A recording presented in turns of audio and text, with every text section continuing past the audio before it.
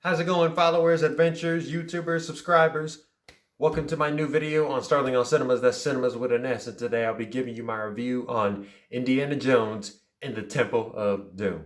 As part of my Way Back Wednesday series where I give you critiques on much older films. And today I'll be focusing last Wednesday and this Wednesday. And the next two Wednesdays I'll be focusing solely on the Indiana Jones franchise for these coming days in the series. So before I begin, if you are new to this video, don't forget to like, share, subscribe, the usual, and leave a comment on the section below and watch to the very end. Same thing goes if you're on Instagram. Let's get to it. So, Indiana Jones and the Temple of Doom is obviously the adventure sequel where we see the intrepid archaeologist Indiana Jones on the trail of fortune and glory in old Shanghai, is ricocheted into a dangerous adventure in India. With his faithful companion Short Round and nightclub singer Willie Scott, Indy goes in search of the magical Sankara stone and uncovers an ancient evil cult which threatens all who comes into contact with it. My take on the story.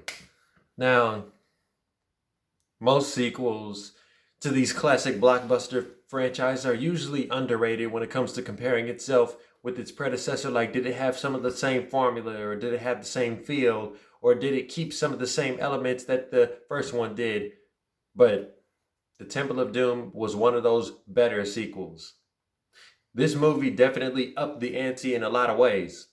See, unlike Raiders of the Lost Ark, it made the adventure more nerve-wracking and engaging and more dangerous. Like, it made you feel like you were there because they was always on the brink of dying. Almost every cliffhanger of a cliffhanger, someone is always on the edge of getting hurt. Now, especially when it comes to bringing aid to a small village in India, the danger that they come across makes the stakes in this movie a little higher than the previous one. We cannot go further without mentioning the ingredients that made this movie better than the first, or at least took everything from Raiders of the Lost Ark and made the first movie better and amplified it. Like most of you will put these sequels that are just as good as its predecessor. For example, the threat being posed by Nazis in the previous movie was pretty basic for Indy, but the artifact was sacred and powerful. Nothing is as sacred as powerful when it's the Ark of the Covenant. If it was something from the biblical times, it is bound to be powerful. Now, in this movie, it is the other way around. The Sankara stones, or a stone, that the village is so desperate to get back are not as powerful as the Ark of the Covenant itself, but we can all agree that cults are more disturbing and despicable group to walk the face of the earth. And speaking of which, it never occurred to me that the presence of the cult in this movie brought so much darkness in those segments. It does raise the stakes.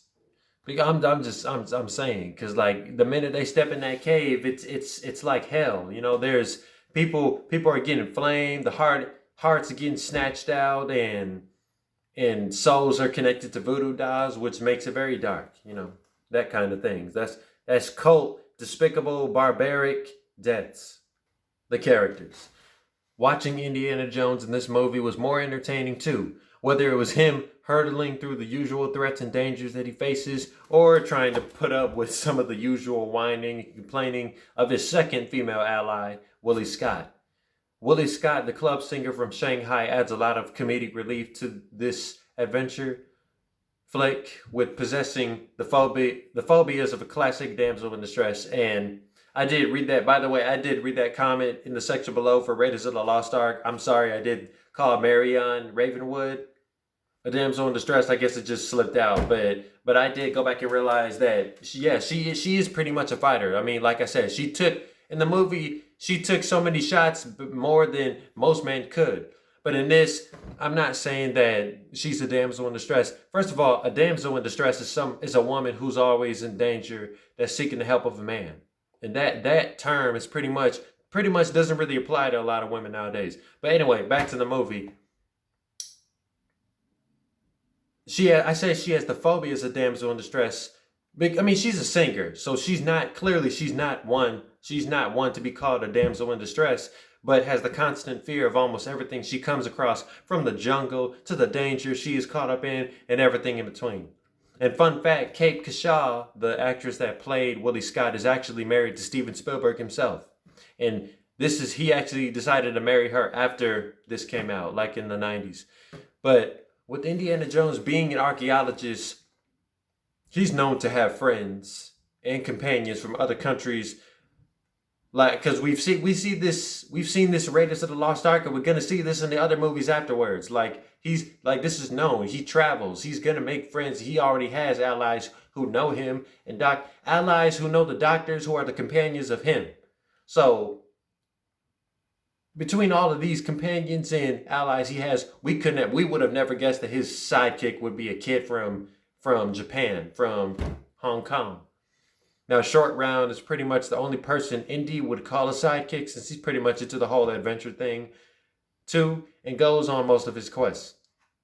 Now, Mola Ram, who is the heart-snatching antagonist of the film, who is the leader of the cult, is more intimidating to see than a French archaeologist who serves as a darker reflection of our protagonist. Rotten Tomatoes gives The Temple of the Doom 84% score.